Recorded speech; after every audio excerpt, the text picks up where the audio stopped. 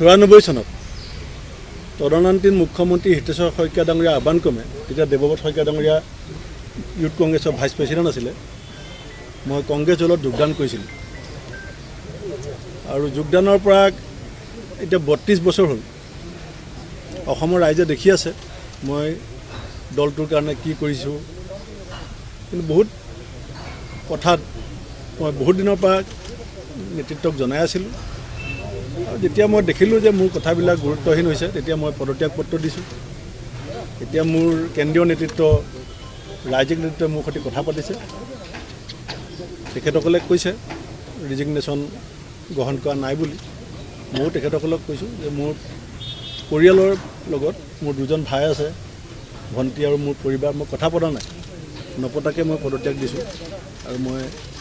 আকৌ ৰাতি বা কালি ৰাতিপুৱা মই তেখেতক লগ ধৰিম বুলি কৈছোঁ আৰু তেখেতসকল অকল মোৰ দলীয় সতীৰ্থই নহয় প্ৰদ্যুৎদাৰ কথাই কওক ৰিপুণদাৰ কথাই কওক গৌৰৱ গগৈ দেৱব্ৰত শইকীয়া জিতেন্দ্ৰ সিংজী মোৰ লগত 2007 চনৰ পৰা ব্যক্তিগত সম্বন্ধ আমি তেতিয়া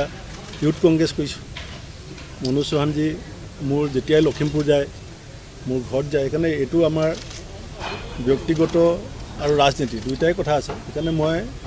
তেখেতৰ যিখিনি পৰামৰ্শ আৰু প্ৰস্তাৱ দিছে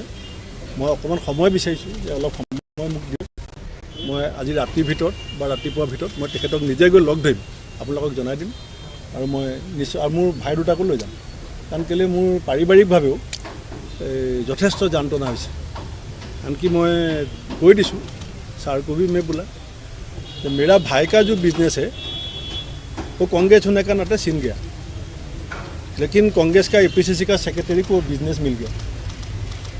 मेरा भाई का हाथ से गया तो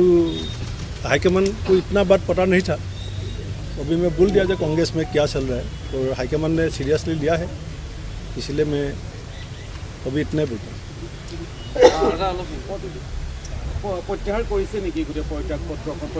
মোৰ গোটেই পুৰণা দিনৰ সতীৰ্থসকলে মোৰ ঘৰত আছে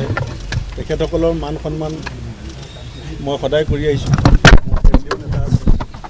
চেণ্ট্ৰেল লিডাৰশ্বিপে মোক ঘৰত আহিছে গতিকে মই তেখেতসকলে এটা পৰামৰ্শ দিছে মই অকণ সময় বিচাৰিছোঁ মই আজি ৰাতি বা কালি ৰাতিপুৱা মই জিতেন্দ্ৰ সিংজী য'তেই থাকে মই সংবাদ মাধ্যমৰ আগত কৈছোঁ মই লগ ধৰিম আৰু মই তেখেতক আমাৰ ঘৰৰ সিদ্ধান্তটো কাৰণ মই এটা দলীয় হিচাপে অকল নহয় মোৰ আৰু জানে আমাৰ সকলোৱে জানে মোৰ চিঠিখনত মই কি লিখিছোঁ কেতিয়াও ৰাজহুৱা কৰা নাই মই গোটেই কথাখিনি মই আলোচনা কৰি মই নিশ্চয় এটা সিদ্ধান্ত ল'ম গোটেই জীৱনটো আপুনি বিজেপি বিৰোধী ৰাজনীতি কৰিলে কিন্তু ইতিমধ্যে চৰ্চা আৰম্ভ হৈ গৈছে আপুনি বিজেপিলৈকে যাব দিন তাৰিখ বাৰ ঠিক হৈ গৈছে গতিকে আপোনাৰ আদৰ্শৰ লগত তেনেকুৱা কিবা কম্প্ৰমাইজ কৰিব নেকি ভৱিষ্যতে চৰ্চা কোনে কি কৰে সেইটো আপোনালোকৰ অধিকাৰ আছে আৰু মই যেতিয়া যি ক'ম সেইটো মই ভাবি চিন্তি আপোনালোকক ক'ম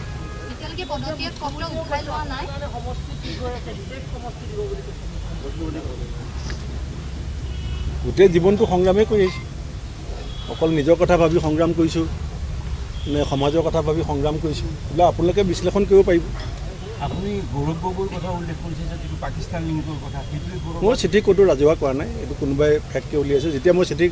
প্ৰয়োজন হ'ব মই দিম যদি প্ৰয়োজন নহয় মই নিদিওঁ সন্মান আৰু স্বাভিমানৰ কথা উল্লেখ কৰিছে সন্মান আৰু স্বাভিমানৰ কাৰণে আপুনি সিদ্ধান্ত লোৱা বুলি সংবাদ মাধ্যমৰ আগত আপুনি কৈছে সন্মান আৰু স্বাভিমান কেনেদৰে লাঘৱ হোৱা বুলি আপুনি ভাবিলে স্বাভিমান আৰু মৰ্যাদাত আজিলৈকে আপোচ কৰাই নাই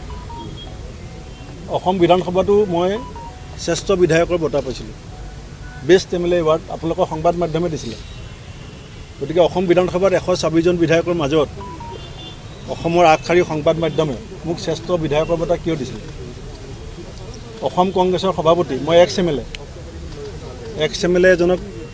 প্ৰেছিডেণ্ট বনাই এটা কিয় বনাই এটা আত্মসন্মান আৰু স্বাভিমানৰ সন্মুখত ৰাখিয়েতো কাম কৰি আছোঁ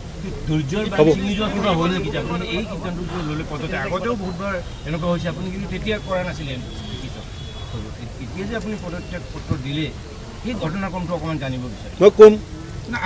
এতিয়া যিহেতু তেখেতসকলে এটা আহ্বান জনাইছে পদত্যাগ পত্ৰখন গ্ৰহণ কৰা নাই গতিকে মই এতিয়া কিয় এইবিলাক কথা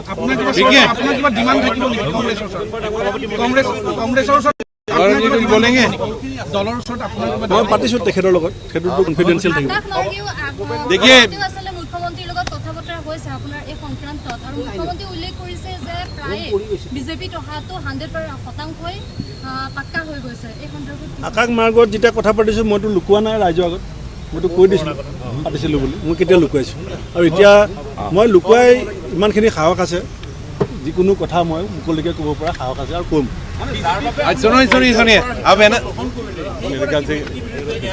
চাওক AICC লিডাৰ এজন মোৰ কাষত বহি আছে মোৰ ঘৰত মোৰ প্ৰেচিডেণ্ট বহি আছে CLP লিডাৰ বহি আছে ইয়াত যদি মই আপোনালোকে তেনেকুৱা এটা মোৰ ঘৰ এখন ৰাজনীতি ঊৰ্ধত আমি নিজৰ এটা আত্মীয়তা থাকে